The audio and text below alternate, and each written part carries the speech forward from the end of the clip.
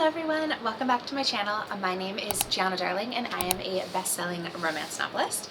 Today I'm going to talk to you a little bit about what I would do before publishing my first book. That assumes that you have written a book. Even before writing a book though, you could do this, but basically what you should do when you're on your path to publishing your first book in order to set yourself up for a long, fruitful career. And it really starts with a simple concept, which is basically hacking who you are, why you want to write, what you love about artistry, and really mining your belief system, your aesthetics, who you are as a person and what you're drawn to in order to write and package, as in market, the best book that you can for release. Literally, get a piece of paper. I usually use a notepad, or you can get out your iPad or your computer, whatever you want to do, and really sit down and think, how do you identify yourself? Not just in terms of sexuality, politics, whatever, but actually if someone came to you, sometimes you do these things at sleepaway camp when you're a kid where it's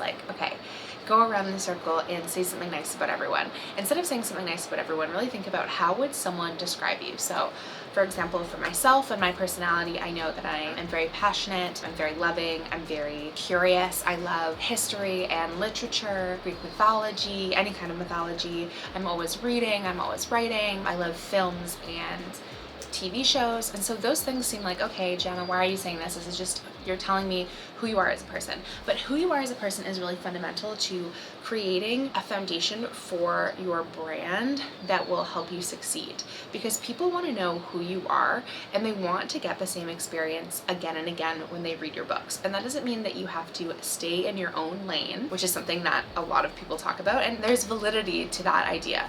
But regardless of that, you always want to give someone the same experience but different. And so one of the key ways to do this from the beginning is to mine who you are as a person and what you're drawn to. So that was who I am. I'm a passionate, loving person, but also the things that I love. I love literature, I love history, I love mythology, I love sports, I love traveling. Right now I'm actually in California, outside of Monterey at Pebble Beach, here on a golf trip with my family. So these are all things that inform me and my life. I love art, I love music, anything creative basically. That's important because basically in every book, now if you've read any of my books, you can know this, I talk about art and history and film and literature in my books all the time. There's literary references and allusions, there's mythological references, and this is in every single book. So that's going really, really detailed. I love pearls, so I write about pearls a lot in my books. I love the color red, so in a lot of books red is a really predominant color. For example, in Any Heroes in Love, Alina and Dante have red, white, and black are huge colors for them. In My Dark Fairy Tale, which I just released, red is a really big color. It's Rafa's favorite color, and it's the color that he most loves to see Guinevere wear. Okay, so even though I don't have red nails right now and I'm not wearing red, I am known for red, not even just mentioning it in my stories, having it be an important color in my narratives, but also for me as my branding. I always have red nails for signings. I wear red dresses at signings. My branding is red.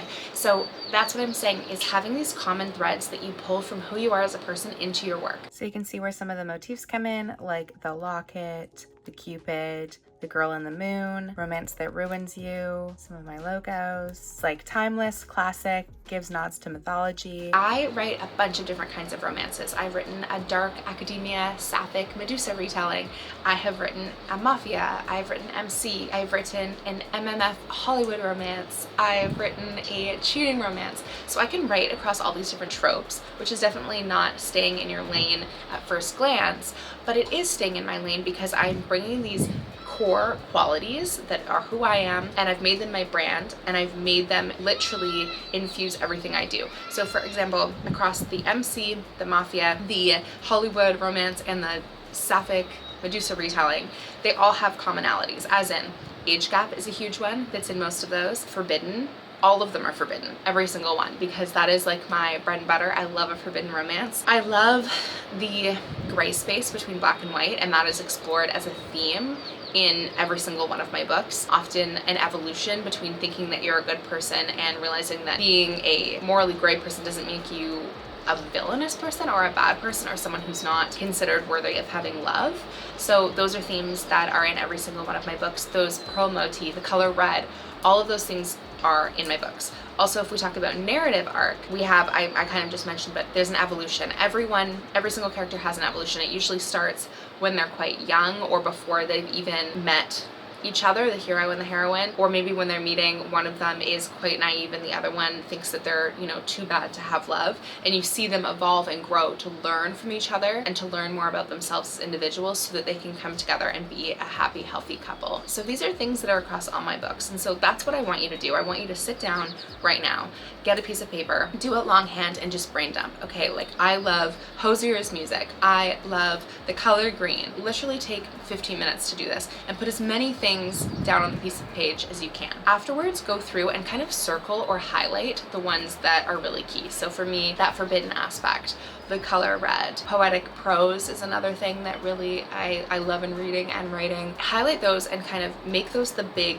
key concepts. The little ones like the pearls, maybe you can add that to your branding, maybe they can be in your books, and that's a fun little nod for readers so that they know to look for that. I have a friend, Liz Tom 40, and her heroines have the same letter for their first and last names. Again, that is such a little thing, but every reader knows now, if they've read a number of her books, that that's what's going to happen. So if they're even reading a book and wondering who the next book is going to be about, they can guess a little bit based on that kind of common knowledge that she's given them. And that's really fun. You want readers to feel like they're engaged in an intimate way with your creation and that they have privileged information for what they can expect next too.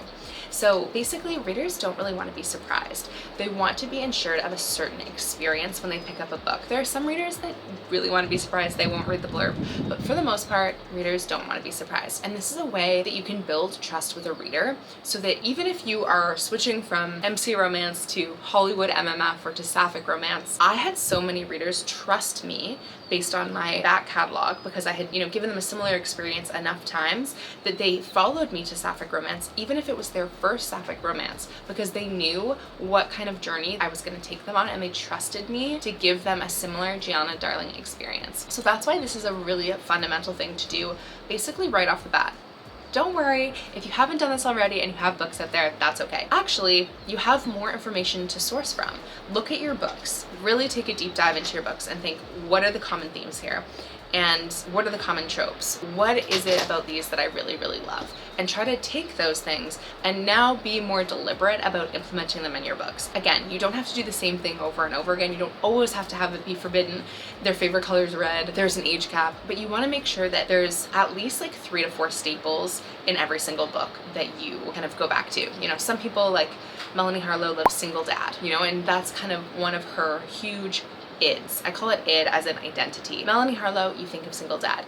Who else? Sierra Simone. She's a really great example because she has a very offbeat brand. Her brand revolves around sexuality and religion. And that is a very interesting intersection. And all of her books deal in some way with themes of belief and themes of sexual discovery. And no matter what she's giving you, there's going to be elements of that in that book. And I love that. And that means that I know that every single time that I pick up a Sierra book, even if it's something random, hello? She is going to be giving me that same experience. Anyway, so this is how you need to find your brand identity, and your brand doesn't just mean promotions, but that's something that obviously once you've done this core work, you can look at all of those things that you love and know that you can hit those same points every time you market a book. Obviously, you want to also include whatever's new, but always harken back to those things that people know. For example, a Giana Darling book, I'm going to be like, hey, don't worry, it's not age gap, but it is forbidden. Or hey, don't worry, it's just another age gap from Giana Darling. And readers will love that. Whatever newness you give them is just kind of icing on the cake. What they really want is that same like birthday cake that their mother made them when they were a kid. They want that same but different. And this is how you can do it right from the get-go, from what you write on the page all the way through to how you package it and how you promote it. Anyway, thank you for joining me today. If you have any questions, just let me know in the comments, and make sure you like and subscribe, and I will see you next week for more.